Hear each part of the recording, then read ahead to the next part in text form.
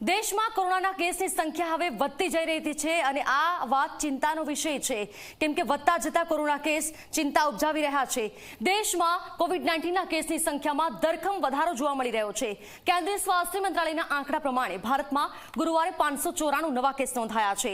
તેના કારણે એક્ટિવ કેસનો આંકડો 2311 થી વધીને 2669 થઈ ગયો છે।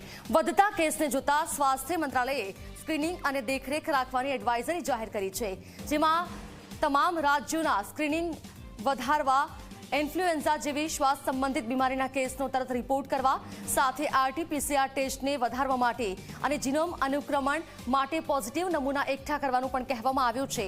રિપોર્ટ કરવામાં આવેલા કેસની સામે આવ્યું છે કે ભારતમાં કોરોનાના કેસમાં ઝડપથી વધારો જોવા મળી રહ્યો છે। આ નવા વેરિયન્ટનું નામ છે JN.1। જી હા, આ વેરિયન્ટ અન્ય દેશોમાં પણ ઝડપથી ફેલાઈ રહ્યો છે, જેના કારણે WHOએ તેના સંક્રમણને જોતા JN.1 ને વેરિયન્ટ ઓફ ઇન્ટરેસ્ટના રૂપમાં વર્ગીકૃત કરવામાં આવ્યો છે। WHOનું કહેવું છે કે JN.1 સબવેરિયન્ટ સામે આવતા કોરોનાના કેસમાં ધરખમ વધારો જોવા મળી રહ્યો છે, ખાસ કરીને તે દેશોમાં જ્યાં ઠંડી વધારે પડે છે। JN.1 વેરિયન્ટ અત્યાર સુધી 41 દેશોમાં ફેલાઈ ચૂક્યો છે। JN.1ના કેસનો સૌથી વધારે ફેલાવો ફ્રાન્સ, અમેરિકા સાથે સિંગાપુર, કેનેડા, બ્રિટન અને સ્વીડનમાં જોવા મળ્યો છે। નવો વેરિયન્ટ કેટલો ખતરનાક છે તે પણ જાણી લેવું ખૂબ જરૂરી છે।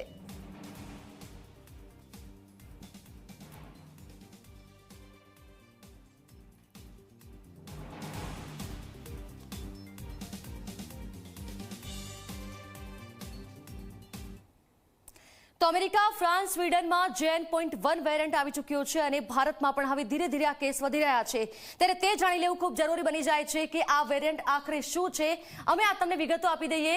ઓમિક્રોન BA.2.86 નો ભાગ છે, એટલે કે આ વેરિયન્ટ પણ ખતરનાક સાબિત થઈ શકે છે અને હવે સાવધાની રાખવાની ખૂબ જરૂર છે। JN.1 સબ વેરિયન્ટનો પહેલો કેસ અમેરિકામાં મળી આવ્યો હતો અને હવે ધીરે ધીરે આ કેસ આગળ વધી રહ્યા છે, અન્ય દેશોમાં પણ ફેલાઈ રહ્યા છે। આ વેરિયન્ટ શું છે તેની વાત કરીએ। JN.1 સબ વેરિયન્ટના ચીનમાં 7 કેસ નોંધાયા છે અને હવે ભારતમાં પણ આ કેસની શરૂઆત ધીરે ધીરે થઈ ચૂકી છે।